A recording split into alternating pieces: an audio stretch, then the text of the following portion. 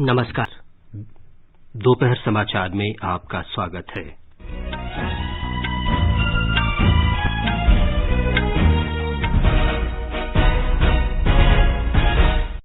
वित्त मंत्री निर्मला सीतारामन ने आत्मनिर्भर भारत पैकेज के 5वें भाग में 7 क्षेत्रों के लिए ढांचागत सुधारों की घोषणा की।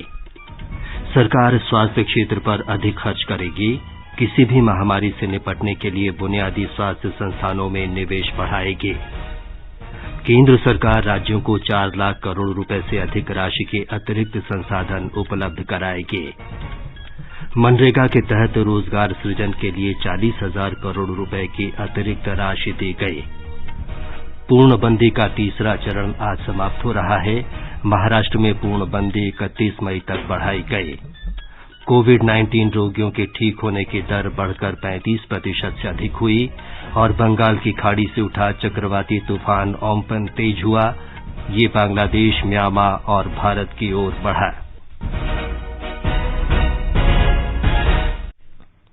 दोपहर समाचार में अपनी सहयोगी पुष्पलता शर्मा के साथ मैं विमलेंदु पांडे।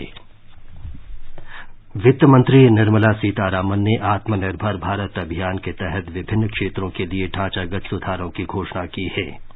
ये घोषणा मंगलवार को प्रधानमंत्री नरेंद्र मोदी द्वारा देश को संबोधित करते हुए भारत के सकल घरेलू उत्पाद के 10% यानी 20 लाख करोड़ रुपए के विशेष आर्थिक पैकेज के तहत की गई है। वित्त मंत्री निर्मला सीतारामन और वित्त राज्य मंत्री अनुराग ठाकुर ने कोविड-19 से प्रभावित देश के अर्थव्यवस्था को पटरी पर लाने के लिए घोषित आर्थिक पैकेज की 5वीं और अंतिम किस्त के बारे में संवाददाताओं को आज नई दिल्ली में जानकारी दी। वित्त मंत्री ने बताया कि ढांचागत सुधारों के तहत 7 क्षेत्रों पर प्रमुखता से ध्यान केंद्रित किया जाएगा। The first one is Mahatma Gandhi National Rural Employment Guarantee Scheme. Second is on health and both in rural and urban, and together with it I put during the COVID period education related steps that have been taken, so that's the second. Third is on businesses and COVID. Fourth is on decriminalization of the Companies Act. Fifth is talking about ease of doing business and related matters. Sixth is on public sector enterprises related matters and the policy thereof. Seventh, state governments and resources related to state governments. वित्त मंत्री ने बताया कि मनरेगा योजना के तहत रोजगार सृजन के लिए और 40,000 करोड़ रुपए दिए जाएंगे। उन्होंने कहा कि इससे लगभग 300 करोड़ कार्य दिवस के रोजगार सृजन में सहायता मिलेगी। राज्यों को सहायता के बारे में वित्त मंत्री ने कहा कि कोविड-19 के कारण राजस्व हानि के बावजूद राज्यों को पहले की तरह आवंटन किया गया। श्रीमती सीतारामन ने बताया कि सरकार ने राज्यों के लिए कर्ज की सीमा सकल राज्य घरेलू उत्पाद के 3% से बढ़ाकर 5% कर दी गई है। इससे राज्यों के लिए संसाधन राशि बढ़कर 4,28,000 करोड़ रुपए हो जाएगी। उन्होंने बताया कि अप्रैल के पहले सप्ताह में राज्य आपदा राहत कोष से 11,000 करोड़ रुपए से अधिक की राशि अग्रिम रूप से जारी की गई है। स्वास्थ्य और परिवार कल्याण मंत्रालय ने भी और 4,113 करोड़ रुपए कोविड-19 से निपटने के कार्यों के लिए दिए गए हैं। वित्त राज्य मंत्री ने बताया कि केंद्र सरकार ने पूर्णबंदी के कारण उत्पन्न हुए संकट से निपटने के लिए राहत पैकेज में समाज के हर वर्ग का ध्यान रखा है। वित्त राज्य मंत्री अनुराग ठाकुर ने प्रधानमंत्री के संबोधन का जिक्र करते हुए कहा कि सरकार ने समाज के सभी वर्गों को राहत पहुंचाने के उपाय किए हैं। उन्होंने बताया कि प्रधानमंत्री गरीब कल्याण पैकेज के तहत 80 करोड़ लोगों को निःशुल्क अनाज दिया गया है।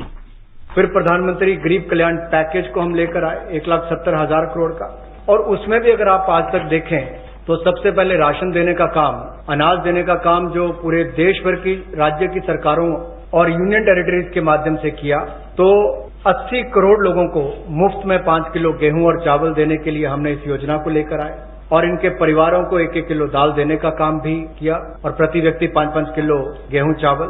इसके अलावा गैस की कमी ना हो, ऐसे 6 करोड़ 81 लाख रसोई गैस के सिलेंडर और इसमें 8,429 करोड़ रुपया डायरेक्ट बेनिफिशियरीज ट्रांसफर के माध्यम से किया गया है।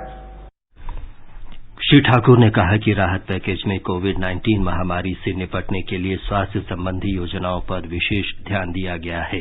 माननीय प्रधानमंत्री जी ने कोविड-19 को लेकर लोगों के स्वास्थ्य की चिंता को करते हुए 15,000 करोड़ की घोषणा की थी, जिसमें से 4,113 करोड़ रुपया राज्यों को रिलीज कर दिया गया है, दे दिया गया है। आवश्यक वस्तुओं पर 3,750 करोड़ रुपया दिया गया। टेस्टिंग लैब और किट्स के लिए 550 करोड़ रुपया, और जो हमारे कोविड-19 के वॉरियर्स हैं, जो हमारे हेल्थ वर्कर्स हैं, उनको 50 लाख रुपए का बीमे की व्यवस्था माननीय प्रधानमंत्री जी ने की। अनुराग ठाकुर ने कहा कि आईटी का उपयोग करते हुए आरोग्य सेतु ऐप बनाया गया, जिसका फायदा करोड़ों लोग उठा रहे हैं।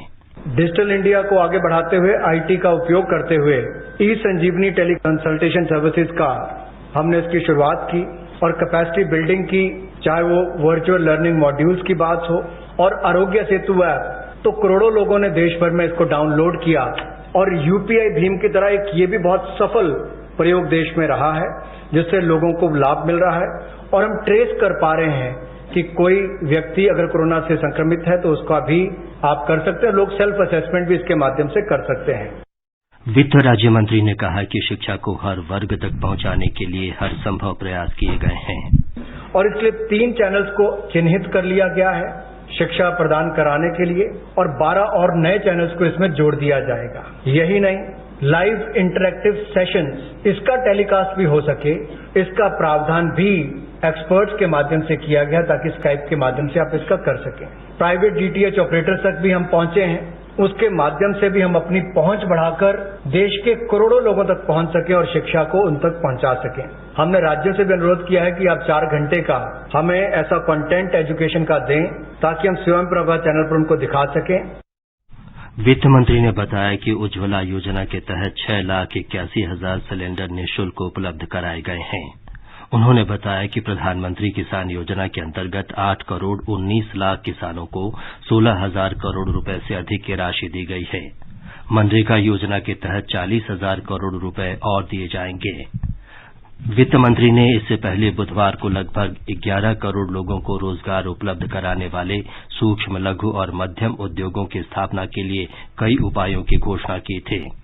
ये घोषणाएं गैर बैंकिंग वित्तीय कंपनियों, रियल एस्टेट, विद्युत पारेषण क्षेत्र, कर्मचारी भविष्य निधि योगदान के राहत के बारे में थीं। बृहस्पतिवार को की गई दूसरी घोषणा में प्रवासी मजदूरों, रेहड़ी पटरी वालों, छोटे कारोबारियों, छोटे किसानों के लिए राहत उपायों की घोषणा की गई थी।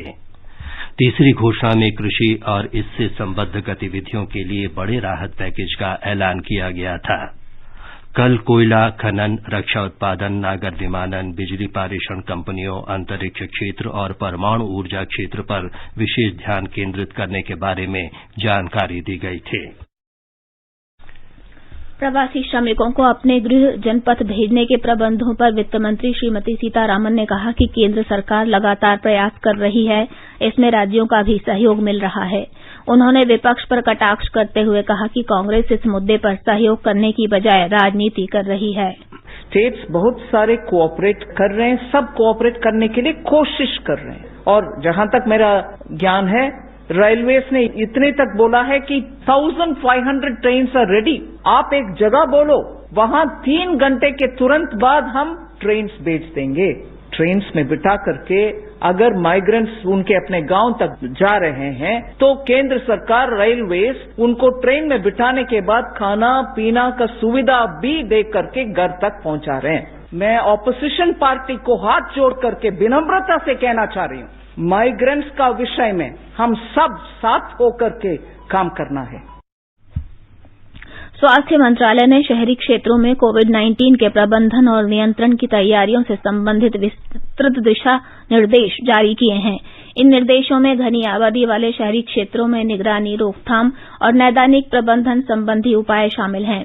अधिक संक्रमण वाले क्षेत्रों में धारा 144 लागू करने सहित नियंत्रण के कड़े मानक अपनाने पर जोर दिया गया है। निगरानी और संपर्क की जानकारी से संबंधित प्रणाली को मजबूत किया जाएगा। इसमें कहा गया है कि अधिक संक्रमण वाले क्षेत्रों में रहने वाले लोगों को किसी वैकल्पिक या अस्थायी जगहों पर ले जाने के लिए आपात योजना भी होनी चाहिए। केंद्र ने सभी राज्यों से प्रवासियों की वापसी की जानकारी और राज्यों के बीच बेहतर समन्वय के लिए ऑनलाइन पोर्टल राष्ट्रीय प्रवासी सूचना प्रणाली NMIS का उपयोग करने को कहा है।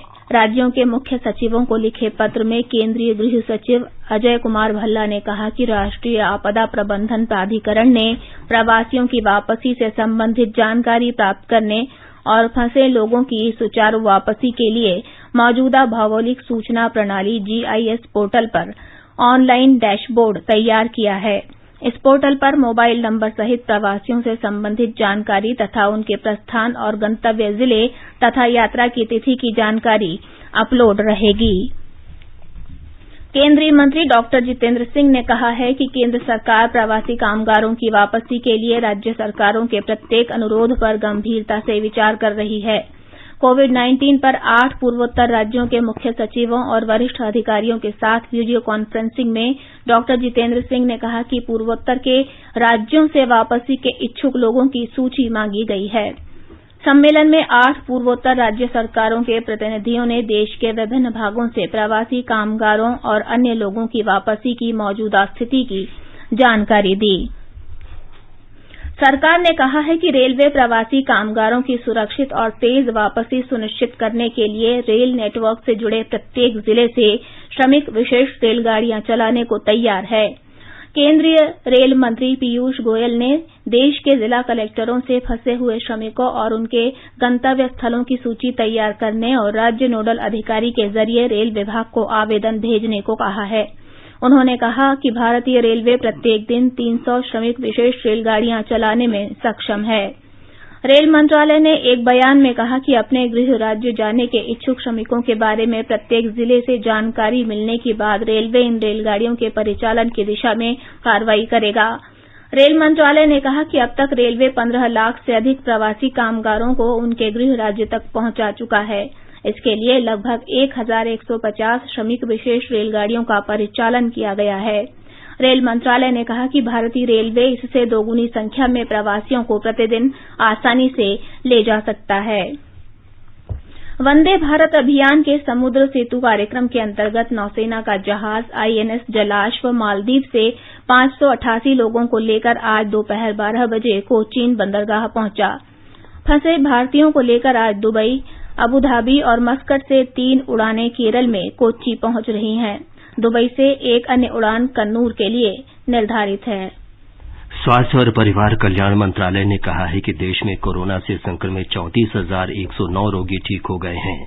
इस प्रकार कोरोना से ठीक होने वाले रोगियों का प्रतिशत 37.51 हो गया है। पिछले 24 घंटों के दौरान 3,956 रोगी ठीक हुए हैं।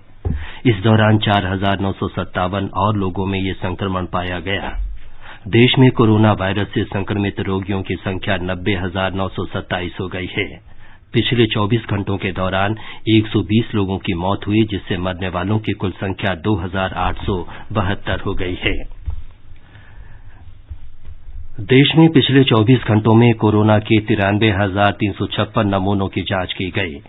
भारतीय आयुर्विज्ञान अनुसंधान परिषद ICMR के अनुसार अब तक 22,27,642 नमूनों की जांच की गई।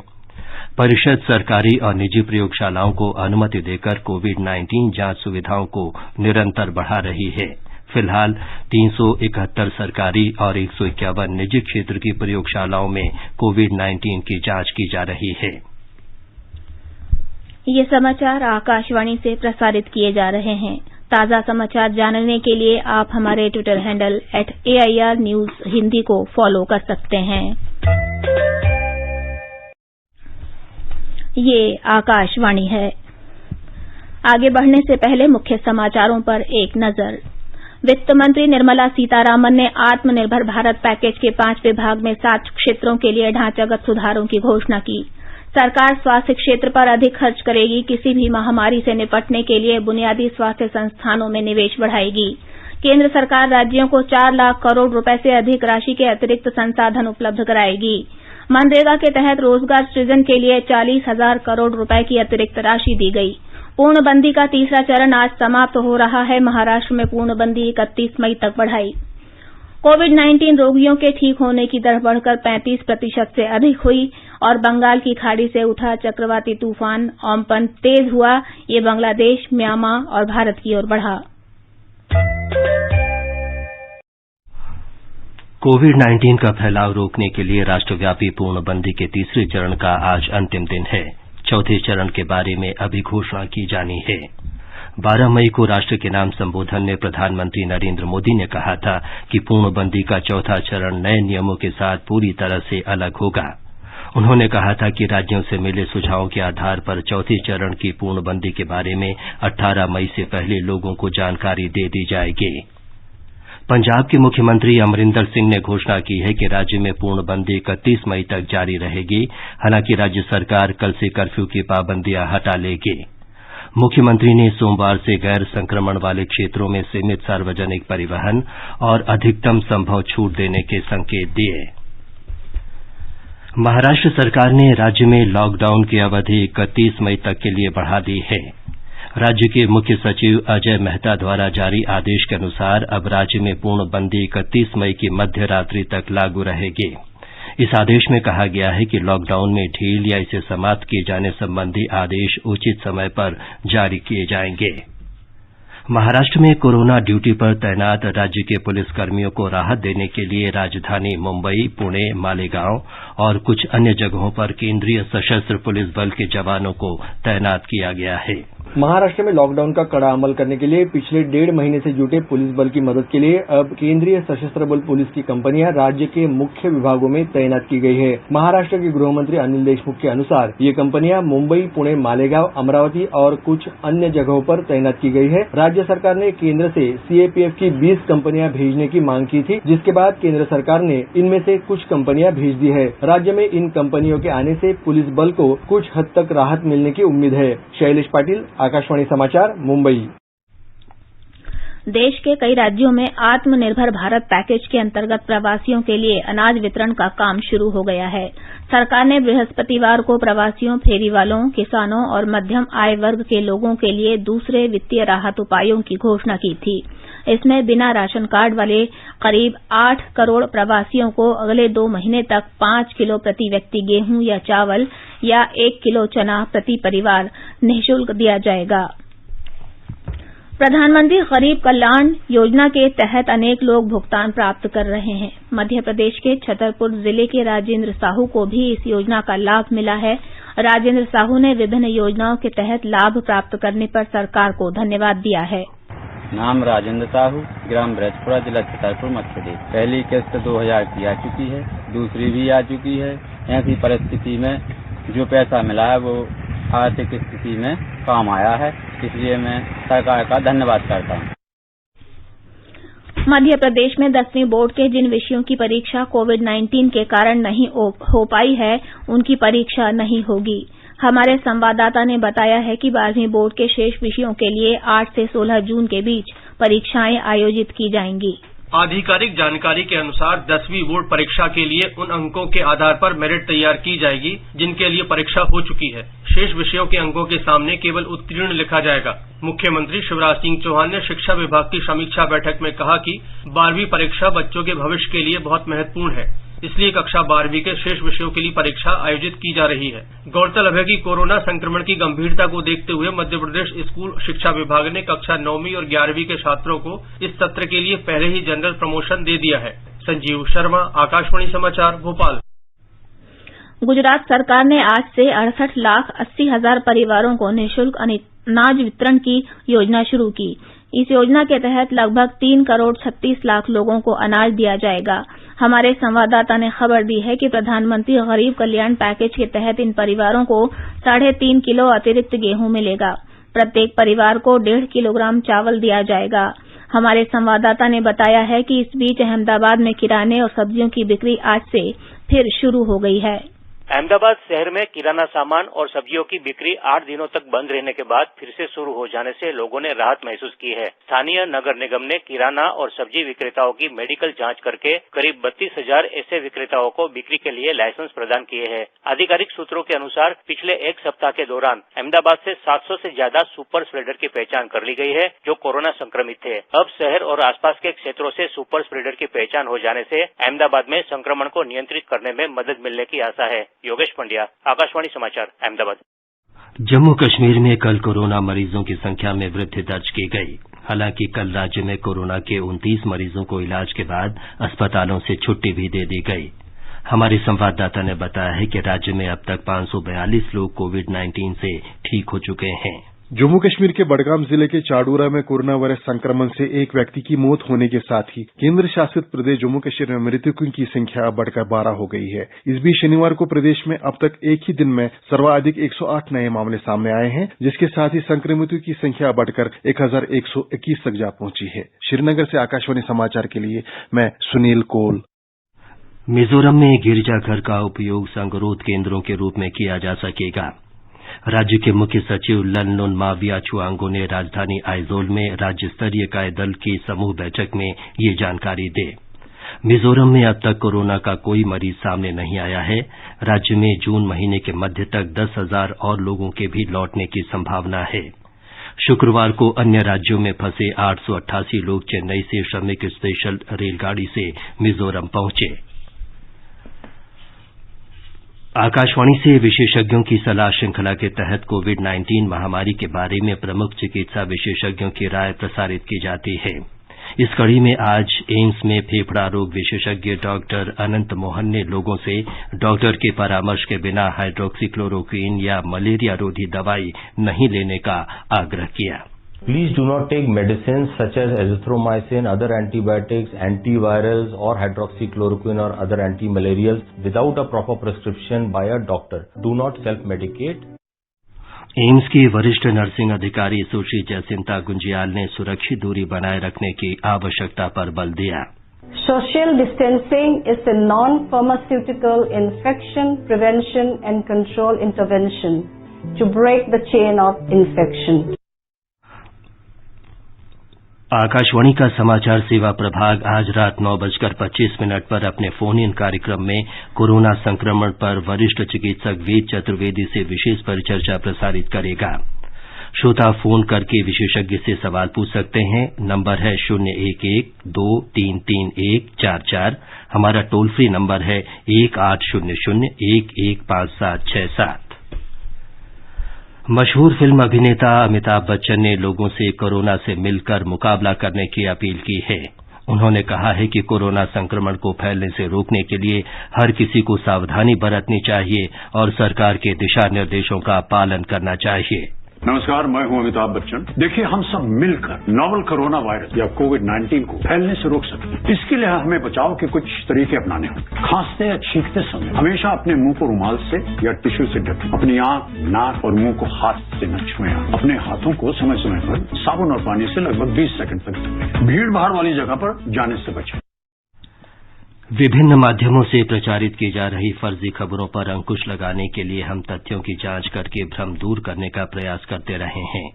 व्हाट्सएप पर ऐसी ही एक खबर में दावा किया जा रहा है कि केंद्रीय माध्यमिक शिक्षा बोर्ड सीबीएसई ने 10वीं और 12वीं की परीक्षा की तारीखें घोषित कर दी हैं। मानव संसाधन विकास मंत्री डॉ रमेश पोखरियाल निशंक ने घोषणा की है कि परीक्षा की तारीखें आज शाम 5 बजे घोषित की जाएंगी। दूरसंचार, इलेक्ट्रॉनिक और सूचना प्रौद्योगिकी मंत्री रविशंकर प्रसाद ने दूरसंचार क्षेत्र के प्रयासों की प्रशंसा की है। विश्व दूरसंचार दिवस के अवसर पर उन्होंने कहा कि लॉकडाउन के कारण कई बाधाओं के बावजूद लोगों को निर्बाध रूप से सेवाएं उपलब्ध कराने में इंटरनेट प्रदाता और दूरसंचार कंपनियों के कर्मचारियों के प्रयास सराहनीय हैं। बंगाल की खाड़ी के दक्षिण पूर्व हिस्से और उसके आसपास के क्षेत्रों में चक्रवाती तूफान अम्पन तेज हो गया है। इसने गंभीर तूफान का रूप ले लिया है। इसके मद्देनजर पश्चिम बंगाल और ओडिशा के तटीय क्षेत्रों में चेतावनी जारी की गई है। मौसम विभाग ने कहा है कि अगले 12 घंटे में इसके और गंभीर होने की आशंका है। कल सुबह तक ये प्रचंड रूप ले सकता है। मछुआरों को अगले 3 दिन तक समुद्र में न जाने की सलाह दी गई है। अंडमान और निकोबार द्वीप समूह में अगले 12 घंटों में ज्यादातर स्थानों पर हल्की से सामान्य और कहीं-कहीं मूसलाधार बारिश हो सकती है। अब एक नजर मौसम पूर्वानुमान पर। दिल्ली में न्यूनतम तापमान 24 डिग्री सेल्सियस और अधिकतम 41 डिग्री सेल्सियस तक रहने का अनुमान है। धूल भरी आंधी अथवा गरज के साथ छींटे पड़ने की भी संभावना है। मुंबई में आमतौर पर आसमान साफ रहेगा, हालांकि शाम होते होते आसमान में बादल छाने की संभावना है। शहर का तापमान 28 से 35 डिग्री सेल्सियस रहने का अनुमान है। चेन्नई में बादल छाए रहेंगे और हल्की वर्षा या बूंदाबांदी हो सकती है। शहर का तापमान 29 से 38 डिग्री सेल्सियस रहने का अनुमान है। उधर कोलकाता में भी हल्के बादल छाए रहेंगे और गरज के साथ छींटे पड़ने की संभावना है। शहर का तापमान 28 से 38 डिग्री सेल्सियस रहेगा। जम्मू में आमतौर पर आसमान साफ रहेगा और तापमान 19 से 36 डिग्री के बीच रहने की उम्मीद है। श्रीनगर में आंशिक तौर पर बादल छाए रहेंगे। आंधी तूफान आने और बरसात होने की भी संभावना है। तापमान 10 से 27 डिग्री सेल्सियस रहेगा। गिलगित में न्यूनतम तापमान 14 डिग्री सेल्सियस और अधिकतम 41 डिग्री सेल्सियस रहने का अनुमान है। मुजफ्फराबाद में शाम से हल्के बादल छाए रहेंगे। शहर में तापमान 13 से 33 डिग्री सेल्सियस तक रहने की संभावना है। समाचार कक्ष से नईम अख्तर। उद्योग संगठन एसोचैम और फिक्की ने वित्त मंत्री निर्मला सीतारामन के आर्थिक पैकेज के चौथे भाग में घोषित उपायों का स्वागत किया है। फिक्की अध्यक्ष डॉ संगीता रेड्डी ने कहा है कि सरकार संकट को देश के लिए अवसर के रूप में बदल रही है। उन्होंने कहा कि घोषित उपाय भारतीय उद्योग जगत के लिए अधिक अवसर उपलब्ध कराने और बड़े व्यवसायों तथा स्टार्टअप उद्यमों को समान मजबूती देने की दिशा में हैं। ये उपाय लंबी अवधि की आर्थिक वृद्धि का आधार तैयार करेंगे और उन सेक्टरों पर केंद्रित होंगे जो देश का भविष्य तय करने में मदद कर सकते हैं। एसोचैम के महासचिव दीपक सूद ने कहा है कि सर्वाधिक महत्वपूर्ण क्षेत्रों से संबंधित नीतिगत फैसलों से स्पष्ट होता है कि नरेंद्र मोदी सरकार कोविड-19 के कारण वैश्विक स्वास्थ्य संकट से विचलित हुए बिना साहसिक आर्थिक सुधार के संकल्प पर अडिग है।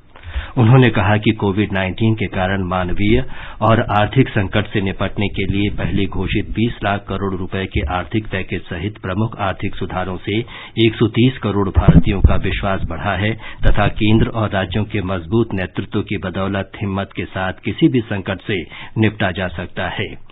उन्होंने कहा कि आयुध कारखानों के निगमीकरण और रक्षा उत्पादन में घरेलू कंपनियों को बढ़ावा देने से आत्मनिर्भर भारत बनाने में काफी मदद मिलेगी। पाकिस्तानी सेना ने जम्मू कश्मीर में एक बार फिर संघर्ष विराम का उल्लंघन किया। पाकिस्तानी सेना ने आज सवेरे लगभग 8:40 पर पुंछ जिले के डेगवार सेक्टर में नियंत्रण रेखा के पास छोटे हथियारों से गोलियां चलाईं और भारी गोलाबारी की। रक्षा प्रवक्ता ने बताया कि सतर्क भारतीय सेना ने इसका कड़ा जवाब दिया। प्रवक्ता ने बताया कि भारतीय पक्ष की ओर से किसी प्रकार के नुकसान की कोई खबर नहीं है। नेपाल में आज 10 लोगों में कोरोना संक्रमण की पुष्टि हुई। इसके साथ ही कोविड-19 रोगियों की संख्या 291 हो गई है। स्वास्थ्य मंत्रालय के अनुसार इस समय 254 रोगियों का इलाज चल रहा है, जबकि 36 ठीक हो गए हैं।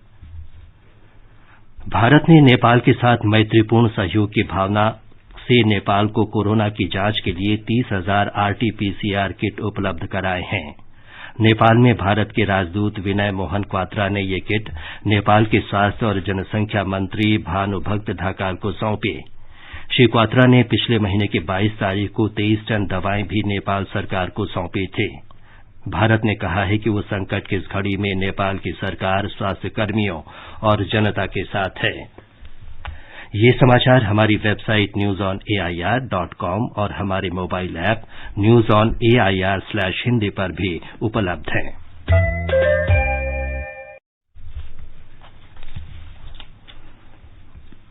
अंत में मुख्य समाचार एक बार फिर। वित्त मंत्री निर्मला सीतारामन ने आत्मनिर्भर भारत पैकेज के 5वें भाग में 7 क्षेत्रों के लिए ढांचागत सुधारों की घोषणा की। सरकार स्वास्थ्य क्षेत्र पर अधिक खर्च करेगी। किसी भी महामारी से निपटने के लिए बुनियादी स्वास्थ्य संस्थानों में निवेश बढ़ाएगी। केंद्र सरकार राज्यों को 4 लाख करोड़ रुपए से अधिक राशि के अतिरिक्त संसाधन उपलब्ध कराएगी। मनरेगा के तहत रोजगार सृजन के लिए 40,000 करोड़ रुपए की अतिरिक्त राशि दी गई है। पूर्णबंदी का तीसरा चरण आज समाप्त हो रहा है। महाराष्ट्र में पूर्णबंदी 31 मई तक बढ़ाई गई। कोविड-19 रोगियों के ठीक होने की दर बढ़कर 35% से अधिक हुई और बंगाल की खाड़ी से उठा चक्रवाती तूफान ओम्पन तेज हुआ। ये बांग्लादेश, म्यांमा और भारत की ओर बढ़ा। इसके साथ ही दोपहर समाचार का ये अंक समाप्त हुआ। नमस्कार।